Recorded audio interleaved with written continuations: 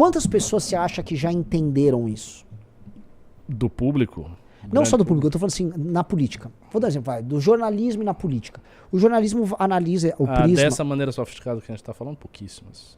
Pouquíssimas, que eu acho que elas não compreendem tão bem a relação entre tudo que puxa da internet até a necessidade do discurso. Você acha que não? Que, por exemplo, assim, você vai pegar na imprensa, tem um discurso radical, um fenômeno de um fascismo ascendendo aí, tipo as isso. notícias falsas, ou do tipo, os disparos em massa.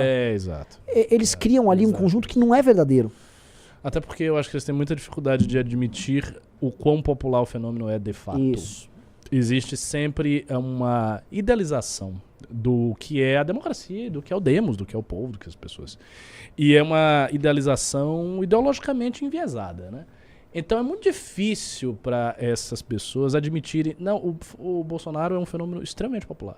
Eles sempre vão dizer, não, temos grandes ricos que pagam disparos em massa. É porque tem muito bot. Aí tem uma propaganda. Não, cara, tem bot, tem rico. Beleza, mas assim, o fenômeno é popular. Foi uma coisa esmagadora. O Bolsonaro fez a eleição em 2018, a campanha de 2018, com 10 vezes menos dinheiro do que o Haddad. Sim. Entendeu? E as pessoas botaram dinheiro, elas botavam outdoor, e elas pegavam material. Elas saíam da casa delas para pegar um monte de material para distribuir elas mesmas. Isso é uma coisa, isso é uma coisa extraordinária. O que isso foi em termos de pujança democrática, assim, dá um banho em qualquer eleição anterior. Ou seja, é um fenômeno popular. As pessoas queriam o cara lá, gostaram e se mobilizaram de uma maneira como a gente nunca viu. Assim, não há como não colocar o Bolsonaro entre os 5 políticos mais populares da história do Brasil, tranquilamente. Tranquilamente. Assim, tem ele, tem o Lula, vai ter o Vargas... Quem mais? Jânio.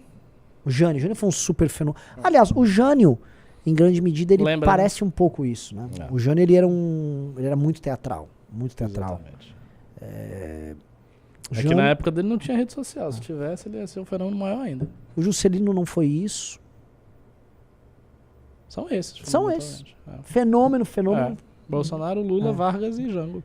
E Jango não, e Jânio. E assim, eles vão subestimar isso do Bolsonaro.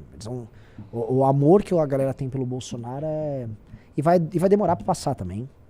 Você sente que vai demorar muito pra passar? Eu acho que vai. Eu acho que vai, especialmente entre os mais velhos. Agora tem algumas coisas. É como se as pessoas continuassem amando, só que a intensidade do amor ela tá mitigada pela desesperança. Então, por exemplo, ontem teve uma manifestação de 15 de novembro que eles divulgaram e ela deu algumas centenas de pessoas. Pessoas simplesmente nem saíram de casa. Não saíram. Então, tem uma coisa assim, eu ainda amo ele, então eu ainda vou ficar acompanhando ele e a Michelle pelo celular, mas eu não vou sair na rua. Porque não há o que fazer, as coisas estão muito complicadas e tal. Então, tem uma diminuição por conta, acho que, da falta de horizonte. O lance do Frochonaro pegou um pouquinho. Mas eu acho que pegou franjas de gente muito conservadora ideológica, muitos olavetes vieram com essa coisa do Frochonaro, mas não a grande massa. Porque o cara, assim, a gente olha quantas pessoas não são enganadas por certos tipos de pastores neopentecostais e certos tipos de coach, e por mais que as provas estejam todas escancaradas na cara delas, elas continuam consumindo aquilo. Existe uma persistência, uma resiliência das pessoas com certos seres carismáticos que elas vão lá e gostam do cara. E as pessoas persistem. Eu acho que o cara pode não sair na rua pelo Bolsonaro, ele pode sequer, sabe, acompanhar algum tipo de política feita pelo Bolsonaro, mas ele vai querer continuar gostando do Bolsonaro. Tem eu sempre falo deles, eu já falei com você, acho que deles aqui na outra live, os caras do restaurante lá no Shopping Morumbi, que amam o Bolsonaro. Sim, você falou. Eles amam o Bolsonaro, só que eles agora gostam da gente. E vão votar no Kim e tal. E eles não vão mover mais nenhuma palha pelo Bolsonaro. Eles, na cabeça deles, acham que passou. Inclusive, não, vou votar no Kim. Não, agora é o Kim, agora é Kim, agora é Kim. Kim é muito bom. Cheguei a um vídeo do Kim, vi o vídeo do Kim tá muito bom. Agora o Kim tá muito bom. Mas eles continuam gostando do Bolsonaro.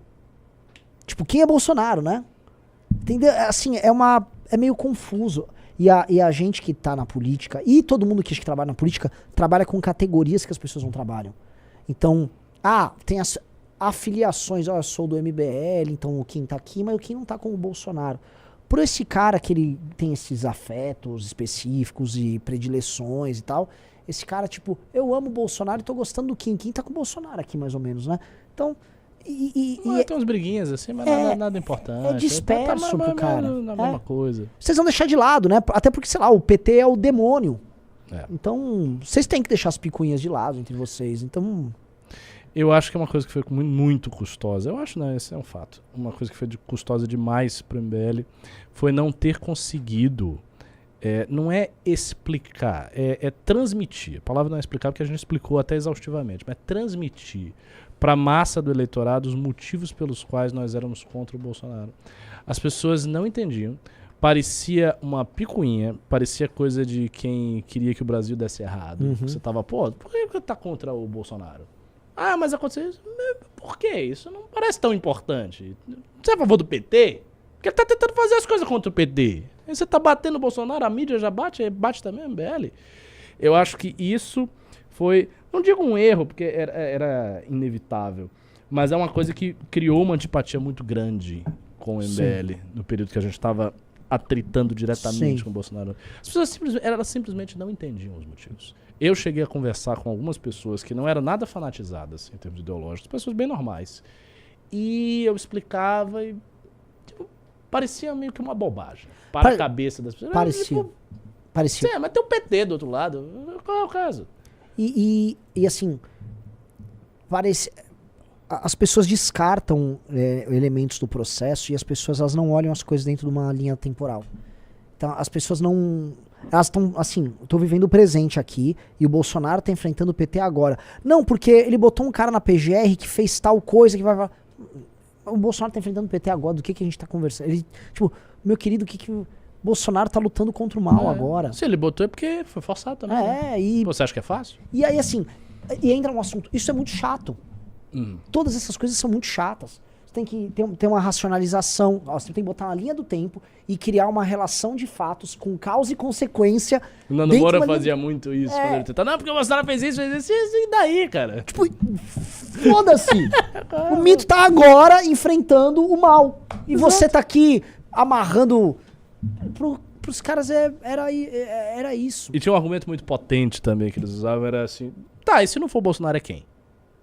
Esse é um argumento muito poderoso. Porque é um argumento que ele é circular. Porque se tá todo mundo apoiando o Bolsonaro, não tem o quem. Exato. Porque não abre o espaço para o quem. Só que o cara chega e diz, tá, não é Bolsonaro, e é quem? E aí você vê, sim, e quem?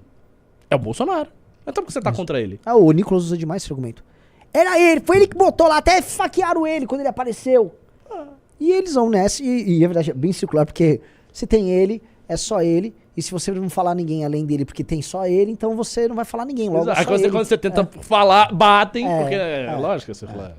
E aí, enfim, tá dado isso. E